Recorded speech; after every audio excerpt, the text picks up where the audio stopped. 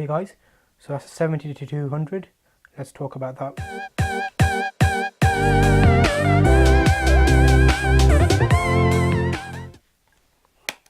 It's a big lens, heavy lens.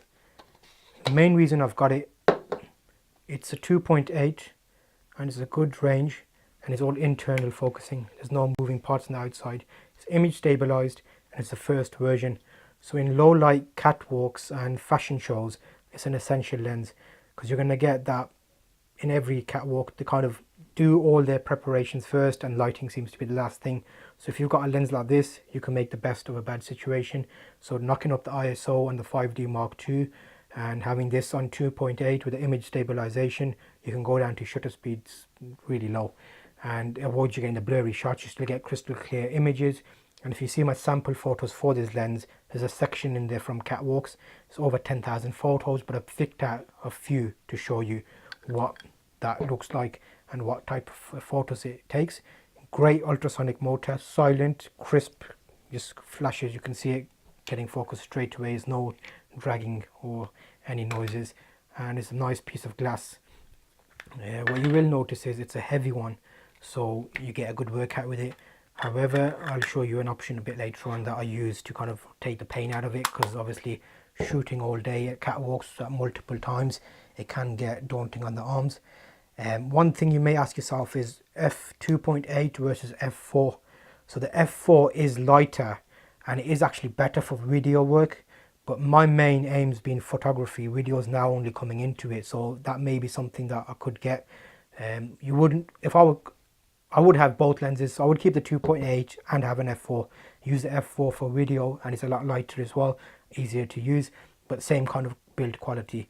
In terms of photo outdoors, it'll be fine, but at low lights slightly there will be a bit of struggling there. A lot of my lenses all go down to the lowest numbers. This is 2.8. I got a 24 to 70, which is a 2.8. Again, there I would have had the choice of the f4, which is the 105 version of that lens, but I didn't get it because I like the low light capabilities. So in that sense, this has really good color rendition. Photos are crystal sharp, the focusing is great.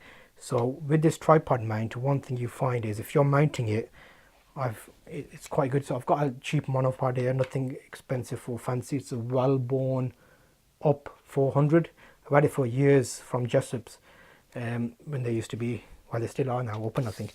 So if I show you roughly the setup here, so I have a body mounted on the back, there's a camera, and then you get rogue flashes because obviously in the catwalk there's everybody around you, so the flashes are firing away, so this stops that going into your lens and making blur or the lens flare. So with the body mounted on the back, I can easily take photos there, and the weight's all on the monopod and just holding the body in place. You tend to find a good spot when you're sitting down, and then you can just take shots. I normally take my Pelican case with me, which I sit on, so then obviously the catwalks don't cater for photographers. So when it's mounted, one good thing about this is you can loosen this and it actually spins quite freely. So you're doing, I normally use the 550D because I've got the battery grip on it, and what that's good for is obviously extending the battery life, and you can spin it. So if I'm doing a portrait shot, I can spin and take a landscape shot, I can portrait, spin it and take a portrait without much kind of faffing around because it's all just on that tripod mount. So that's worth it, I think, just because that comes in the package. If you get the f4 version, you don't get the tripod mount, you have to buy that separately. There are newer versions of this lens, but I don't see the reason to upgrade to any of those because this does what I need it to do. I mean, there's only so much you can get out of a photo, and photographers may notice the little pixel peeping, but when it comes to the difference between the standard version, which is the first version I've got, and the second and the third one that's coming out now, but it's come out in August I think, there's extra coating on it and there's other bits on there that make it good, but I don't really see the point of it because a lot of the clients that we give the photos to or show them to, this is most professional, and comparing that to another photo, nobody goes into it zooming that far. It's all YouTuber thing that people like to compare that kind of thing, but in real life situation it's a great lens, and I don't think I'll be selling it anytime too soon. This is one of the main lenses I keep.